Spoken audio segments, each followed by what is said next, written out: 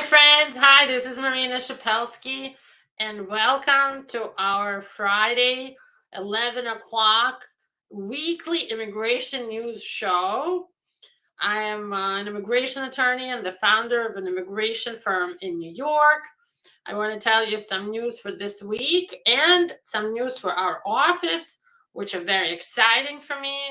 So I'm just going to give it a few more minutes for more friends to join us. This week, a lot has been happening in the news again. I keep waiting for things to kind of quiet down, but every week is something else. Every week, there's something great happening. The Biden administration has been really trying with immigrants, but at the same time, there's a lot of other issues that are kind of recurring problems that just need to be solved already, like DACA. Again, it's in federal courts stuck for new applicants for DACA. Believe it or not, we still have some clients who never had DACA but are eligible. So they're applying for DACA, but because of the federal court or a restraining order, all new DACA applications are still frozen. So we still need to fix that problem.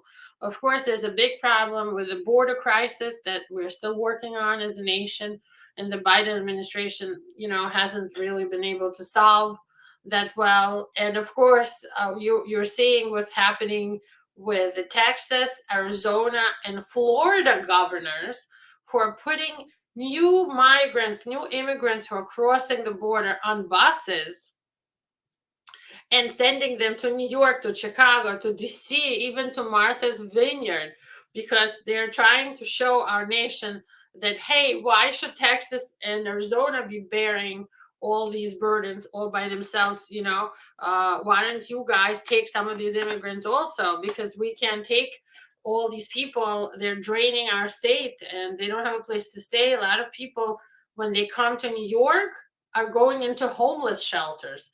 And our mayor, New York Mayor Eric Adams, spoke about it last week and said that they're flooding the homeless shelters of the state of New York, and specifically city of New York. And that's really causing a lot of problems for the city. They don't know what to do with them, and they're thinking of using cruise ships to house people. If you're just joining us, my name is Marina Shepelsky. It's on the bottom here, so you can read it. And our phone number for our office is below on the bottom of the screen. You can call us if you need a consultation, but this show, I will be answering questions in a few minutes, so you can post your questions. And I'm going to just say hello to some of my friends here. Christine, hi, good morning.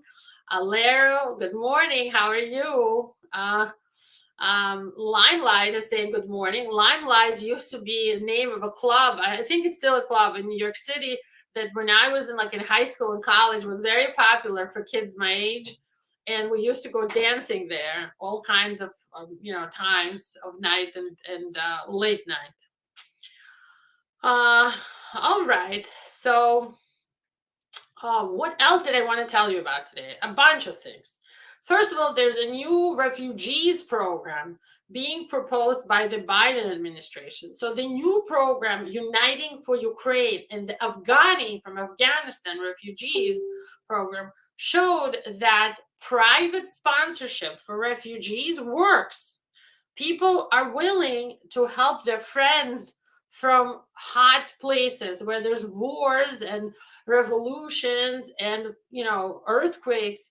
They're willing to sponsor them to come to the United States. US citizens and green card holders and private organizations have been stepping up to take in people from Afghanistan and from Ukraine. So using that and the system they have already created for online applications for sponsorship and so on, the Biden administration has proposed to create a new private sponsorship program for refugees from other countries. And they're going to work on that. I think in 2023, we'll see something. This will definitely help in terms of reducing the waiting times that the refugees are seeing from every corner of the world. And some of them have to wait 3 to 4 to 5 even years to come into the United States with the refugee status. I think if they will be able to have private sponsors, they will be able to be expedited and come in much sooner. So that's great, and that's kind of like on top of my news. I already spoke about what's happening in New York City with the migrants coming in by buses from Texas.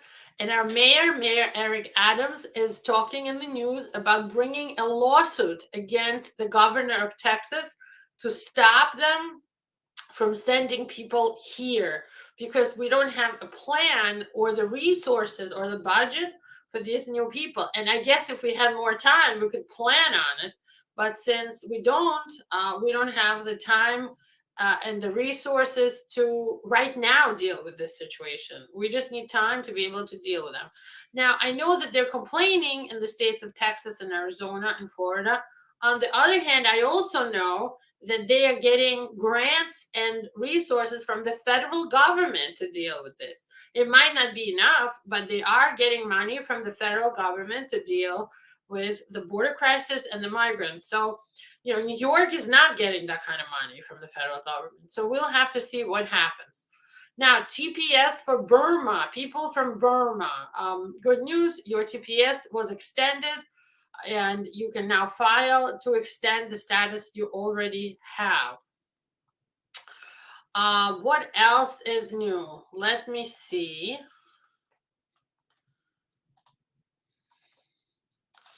I had some things prepared for today.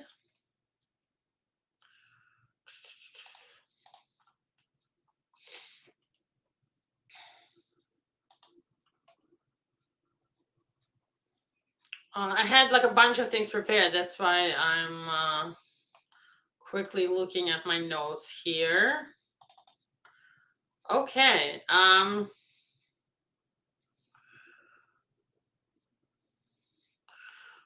Oh, so again, they're struggling with people at the border, and they're flying migrants to like remote places to have their court hearing.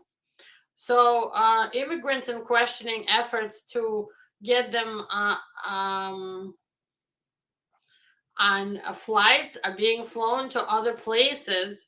So the states are paying to flow, people to other places to make sure they don't come to court in Texas and Arizona, to make sure that they're spread around to other courts and other states. So that was something I wanted to talk about.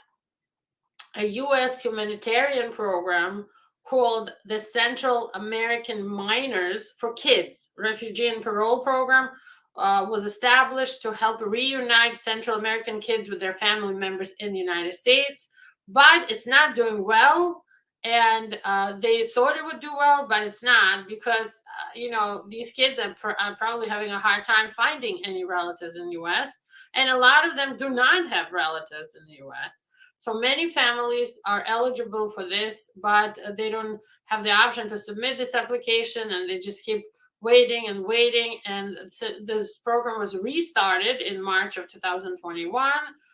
And even though about 3,800 families applied and are eligible, only a few had their cases heard. So it's really struggling, this program. That's what we're saying. And today is the last day of September, which is an important date for immigration, as this is the end of the financial year, the fiscal year, and a lot of employment visas are issued based on the financial year. So today is the last day that visa petitions will be approved for H visas, work visas, L visas, O visas, and a lot of other work visas. And we'll see soon the numbers, how many people were approved and how many petitions were issued. But hopefully they were able to process as much of the quota as they could. That's all I had for today for the news. I don't want to burden you guys too much. I just want to say hello to some more people. Denroy says good morning. Lakmir says hi. Hello. People are saying thank you for taking the time to answer. And my friend here who always watches us, Joseph, says blessed morning. Marina, thank you for your help and support. Thank you. All right, and I'm going to jump into questions. I'm going to scroll up and start with the earliest one. First come, first serve. So Renaya is asking, hi, my first marriage was normal and I have a boy. Basically, I'm a lesbian. My origin is in India. My country not legal for lesbians. Yeah, no, India doesn't approve LGBTQ lifestyle. I divorced my husband. Can I marry my lesbian partner? I'm undocumented. If you're in the United States, yes, you can marry, like especially in the states of New York, California, you can marry another woman and you can file for a green card through that marriage. The Remnant says, good morning, Marina, and he or she, I don't know if it's a boy or girl or whatever, loves my show. Thank you. And I guess it's a he. He says, I filed an I-360 petition. I guess it's for VAWA, for abuse, concurrently at the same time with my I-485 application for a green card in 2020. My I-360 VAWA petition was approved in March 2022. Congratulations, that's amazing. And since then, it hasn't moved from Vermont. What can I do? You have to wait for them to send it to your local office. In my experience, it's taken them anywhere between 6 months to a year to complete this. So just be patient. I know it's not easy, but please just be patient. And he's also asking, can you tell me what happens if the case was approved but not transferred? It will get transferred. That never happens. Eventually, it will get transferred. And this is Dan Roy. I already opened this. Lakmir says, I'm here since 2009. I came with a B1, B2 tourist visa. I have 2 kids who are US citizens. I'm paying taxes. I don't have a criminal record. And I was never in the immigration process. So your question is, can you legalize? The answer is, if your 2 kids who are US citizens, one of whom is very handsome and he's in your photo, I see him, they have medical problems, mental problems, any hardship that makes them tied to United States, you can file for asylum first. And when your case gets to immigration court, because your asylum application will be denied, you're filing way too late. That's where you will file for cancellation of removal, green card through immigration judge. For people who are in America like yourself over 10 years and have kids with problems. Now, just because you have a US citizen kid doesn't mean that you automatically will receive this. But if your kid has documented medical and mental issues, if they're struggling in school, if they need a special diet, if they have allergies, there are many, many things that you can show to be hardships for the kids. And those kids cannot move with you to your home country, to go back to your country. You can win a green card. It's a long process. It's going to take 4 or 5 years, but it's doable. Bahrain is asking, is it I-130 expired? If yes, how long? Can the I-130 expire? Yes. If somebody is getting national visa center processing through the consular processing, and you had a year to do something and you didn't do it, they can close your visa and destroy it. So you'll have to file from scratch.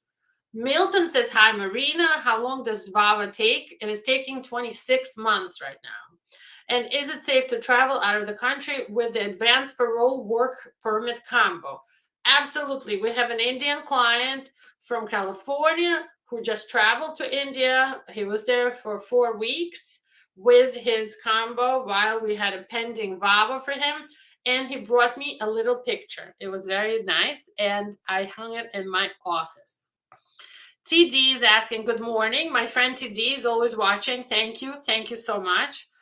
Good morning, Miss Marina. Yesterday, I got my I-130 approved through marriage. What is next? I don't know, because it depends on how you came here, with a visa or without. If you have removal proceedings, the next step would be to go for a green card, but it depends how to do it. Give us a call. Our phone number is on the bottom of the screen for a consultation. Kursoon Dadoshi, another loyal viewer, thank you for watching, says, good morning, Marina. How long is legal to stay outside of US on advanced parole? No more than I would say 3 months, 4 at most, because if you stay more than 6 months, it's defined as you are already living in another country. Karsun is also saying processing time in VAWA increased from 26 months to 30 and a half months. Do you know anything about that? I mean, some people it's quicker and others it's a little longer. Let me see. I haven't checked today. Maybe you're right. Maybe it did increase, but today I didn't check yet. Maybe it changed. Processing time. I check processing times every few days. It's not like every day I'm sitting there and checking. I-360, Violence Against Women Act, Vermont Service Center. So I go to egov.uscis.processing-times/. You could just go to uscis.gov, type in processing times. I find my petition number, form category, and the field office of service center. And you're right, it did go up to 30 and a half months. Absolutely. But this is a realistic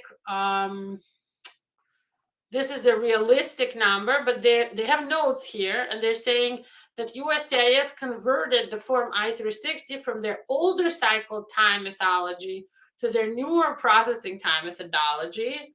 And it says you may notice a difference. I'm explaining to you the reason. You asked me, what is the reason for this? What do I know about it? I'm reading you right from the website. It says you may notice a difference in the processing times this month, because as of like a couple of weeks ago, it was 26 months. Now it's 30 and a half months. As a matter of fact, last week it was still 26 months. I was checking when I did my show with you guys last week. And it says, on October 5, 2020, the U.S. District Court for the Western District of Washington in Moreno Galvez versus Cuccinelli issued a permanent injunction, restraining order, requiring USCIS to prioritize certain special juvenile immigrant petitions based on Washington state court orders. And as a result, the special juvenile immigrant petitions, I-360 petitions, are not categorically adjudicated on a first in, first out basis anymore. I-360 special juvenile petitions processing times is not posted because intervening factors prevent calculation. And basically, it's just taking them longer because they're more busy than ever. So that's your explanation. Almost 3 years. And actually, honestly, when we work with clients, we tell them expect to wait for 3 years for your VAWA petition. Yes, Justin is saying today is the last day for the DV lottery quotas as well. Absolutely, you're right. The fiscal year ends for all the immigrant categories and non-immigrant categories that need to be issued within a fiscal year. So whoever didn't manage to get the DV lottery visa interviewed by today is going to lose out. Good morning, says Fodai. Good morning. Zulika says good morning. Thank you for watching. Fodai says, thank you for everything. Marina, please, can you say something about the I-730 petition? That is the petition when somebody won asylum. So Fodai, it sounds like, already has asylum, got asylum granted status. He's been waiting for approval for more than 2 years. What do I know about it? I'm going to the processing times, and I'm going to find I-730 for you, Fodai, on the same place where I was just checking the VAWA. And let's look at Nebraska. So if your case is in Nebraska, and you can look at the receipt notice or the last letter you received from USCIS about your I-730 petition. In the lower left corner, so like if this was the letter from immigration, in the lower left corner, you will see which processing center is handling, or service center is handling your case. When I click on Nebraska, it shows 11 and a half months. When I do Texas, and I bet you your case is in Texas, it shows 26 and a half months. So if you've been waiting 2 years, you should wait another 3 months to see some sort of movement on your case. Good morning and God bless you, says Fine Dine Eatery. Another loyal follower. Thank you so much for watching. And she says, God bless me for your work. From your mouth to God's ears. Oh, and Teddy says he came here on a B1, B2 visa. If your I-130 was approved, it depends who filed it for you. So then we can talk about when to file for a green card for you.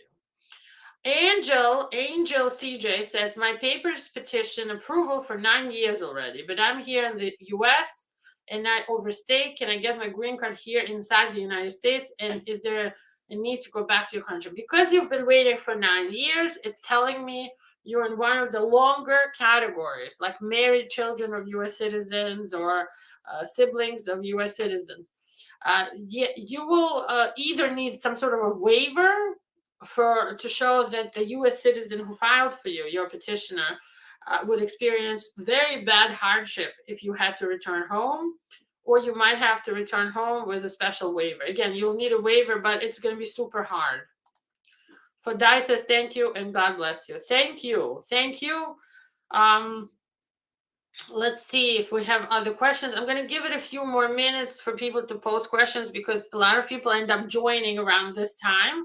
I see 2 more people are watching than they were like a minute ago. So I'm going to give it a little more time because I still have about 7 more minutes I can use to answer your questions. Let's talk about some more immigration news. While we wait, let's see what's in the news today. 2 people were shot by the warden of Texas immigrant jail, and he's now fired because he allowed for 2 people to get shot. This is really bad and bad for the whole system. So the warden of the Texas immigration jail was fired after arrest for shooting 2 migrants. It looks like he himself shot them. Let's see more details about this. This just came out. Former warden. So I guess he's not the current warden. He's the former warden arrested for shooting migrants in the string of anti-immigrant violence in Texas.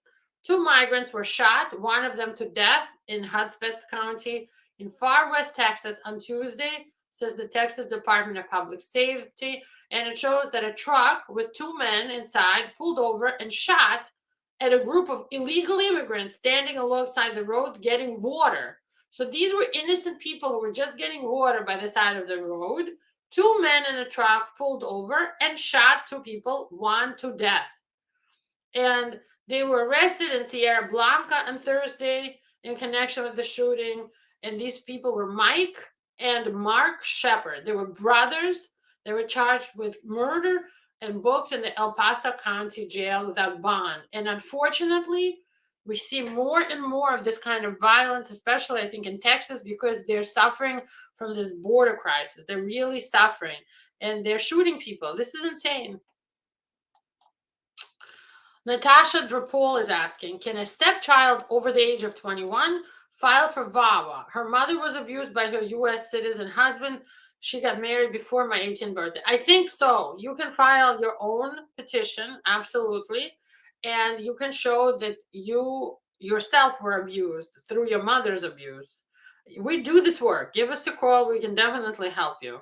Kursun is asking, is there no such rule for advance parole, not more than 1 month, right? No, there's no such rule. I've had people who stayed 4 months and they're fine. Justina G4 says, hey, Marina, what is the shortest time of VAWA that you have gotten approved? I have gotten somebody approved in 8 months, the shortest, from start to finish, not marriage-based, but new VAWA. This is like from last year, 8 months. This year, we haven't had anything approved that quick. Honestly, right now they're super delayed, and it's really taking them about 2.5 to 3 years. That's the truth. That's the true number they're posting. Justina says this is my first time posting, and she's from LA, Los Angeles. Hello, Los Angeles. Hello. I guess you guys are 3 hours behind us. So if it's 11 here, it's 8:25 in the morning in LA. So thank you so much for watching. Sometimes we have people watching from other states and other countries. Like I have a lot of people watching from Uganda and West Africa sometimes, and Pakistan and India as well. Well, this was terrible news that I told you. Let's see what else is happening. Oh, this is interesting. The Biden White House is preparing to take executive action to protect DACA dreamers. And the White House is preparing to make an executive action order, I guess, to protect hundreds of thousands of dreamers, the DACA people, said White House to the NBC News. And they're bracing for the court defeat that would cause the DACA program to end. So they're worried that the court will end DACA the way it was created by President Obama in 2012, and they're saying they want to make an executive action about it to make to make a new rule about it. So we'll see what happens with that. They're worried that the Supreme Court will rule that DACA is illegal because it allows for work authorization for undocumented immigrants. And right now, the Supreme Court is mostly conservative, so people are worried about that. And the Biden administration is prepared to take a new executive action, something like that. Okay, Alara says, how long do you have to wait for a work permit in a VAWA case? If you filed VAWA together concurrently with I-485, I'm going to tell you how long it takes. I go to processing times. Processing times. It's my favorite link. I should just add it to my browser as my bookmark because I'm always there. I-765 is the application for the work permit. I find the work permit. I find based on family petition because VAWA is treated like a family petition. And based on pending I-485 adjustment of status, if you're in the California Service Center, your work permit will take 17 and a half months. If you're a National Benefit Center, your work permit will take 17 and a half months, almost 2 years. Unreal. If you are in Nebraska, 17 months, about the same number of months. If you are in Texas, 15 and a half months. And if you're in the Vermont Service Center, 10 months. So between 10 to 17 and a half months you have to wait. So when you filed, add 17 months. It could take as long as 17 months. And Alara is asking, oh, can you renew your work permit if you just filed the VAWA case? You can renew your old one. Your old one is still good. Natasha is saying, because of the abuse, my mother let me live with my stepfather. Well, I think you still have a case. I don't think you have to have necessarily lived with him. If the abuse, was because you tried to live with them and it didn't work out, I think you can do it. I think you have a chance. Last chance, guys. If you post your questions, I still can do 1 or 2 questions, and then I'm going to log off and wish you all a happy weekend. What else is in the news? While I'm waiting, I'm going to look at more news and talk about what's happening today. Let's see what USCIS has for us. I'm on their side. Oh, they're giving some grants.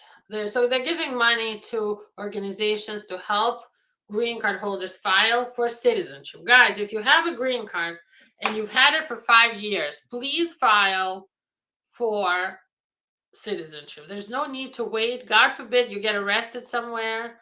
God forbid you get arrested somewhere and you don't have citizenship. You could potentially get arrested and deported. We don't want that to happen to you. Okay, Stephen is asking, how long does it take for a petition for a parent? About 1.5 years. It's a quicker petition than many others. If you have to renew your work permit, it still takes 17 months. Now, here is a tip on how to make things much quicker. You can renew your work permit online. And we've had people receive, when they file online through my USCIS, about 3-4 months. So the quickest way to get a work permit is if you're renewing it through the online service. So don't send it by paper, do it online. Zulika says, enjoy your weekend. And on that note, which is wonderful, I'm going to say goodbye to you all and wish you all a wonderful weekend. Enjoy it. We'll see you next week. Have a great, great end of the week. I'm going to be moving in the next 2 weeks. And the news for our office that I promised to tell you is that we're going to branch out and get an office in Manhattan. I'm looking at offices right now in Manhattan. So I will have great news about that to you soon. We're negotiating on a lease. We'll see if that works out. If not, I'll let you know soon. But regardless, we're going to be moving to Manhattan in early 2023. So excited. We'll tell you more about it soon. And Alera says, thank you for all you do. Thank you, everyone. Thank you so much. Enjoy your weekend. Bye-bye.